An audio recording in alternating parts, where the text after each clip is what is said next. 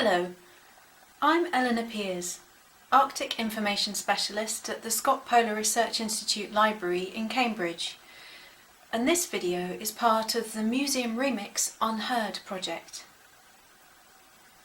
This is a Syadei, made by a member of the Nenets people, who are a reindeer herding indigenous community in North Siberia.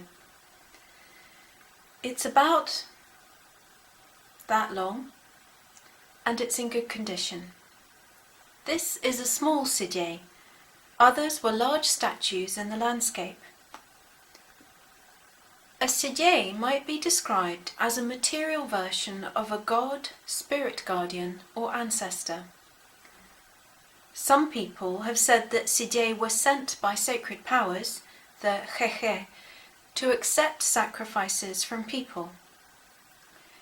It's difficult to describe Syadei exactly, because they are part of a very different way of seeing the world, which we in Europe generally don't understand. We do know that Syadei for Nenets people were and are alive. They see, feel, communicate, and act. It's important to treat them with respect, by feeding them with reindeer blood, for instance, and dressing them in clothes. They are part of the way Nenets people communicate with their landscape, reindeer, game, and ancestors. They can help a family to flourish, for example by preventing disease, but if they are treated badly, they can also cause problems.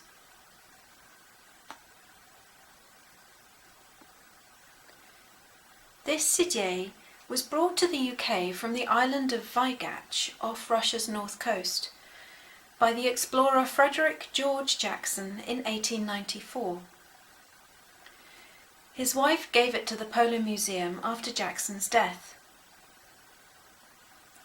Vaigach is a sacred island for the Nenets.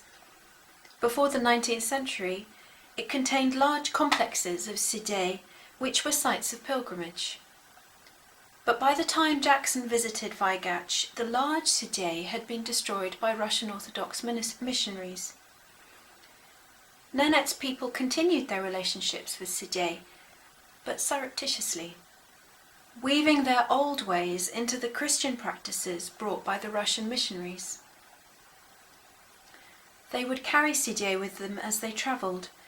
They also left Syadei at unobtrusive holy places in the landscape, or exchanged them for other Syadei left at these places. The Nenets family with whom Jackson travelled had both Christian crosses and Syadei. It's possible that the Syadei belonged to this family. Another possibility is that Jackson picked this Syadei up from a holy place. This Syadei could also be a Ngatarma Syadei, i.e., a member of the family that was recently deceased. It is significant that the Syadei is undressed. A household Syadei or Ngatarma Syadei would normally be carefully clothed and fed as a member of the family. Jackson's writing gives us reason to hope that he paid in some way for the Syadei if he took it from his hosts. But at the end of the day, we don't know. Jackson barely knew any Russian or Nenets, and very unfortunately his interpreter had been left behind by accident.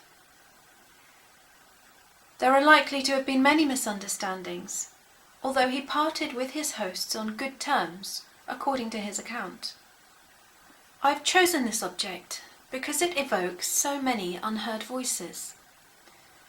For instance, there are the voices of Jackson's Nenets hosts. Could they have given the Syadei to him willingly, perhaps because they had taken its clothes, which held a great deal of its sanctity? Or did they give it to him because they knew they shouldn't be seen to value Syadei?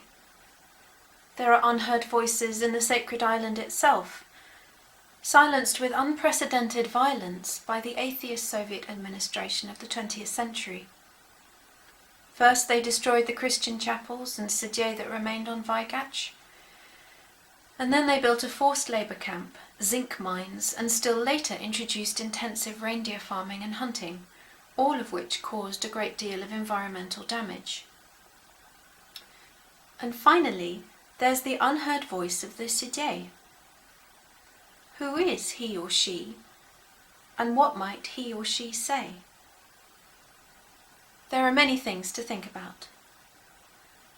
For example, if this is a person or a holy power, how should he or she be treated? Can we really display him or her in a museum case, unclothed? And more generally, how can we allow sacred landscapes and their inhabitants to speak? But what you do as a response is entirely up to you. Happy remixing, and we look forward to hearing from you.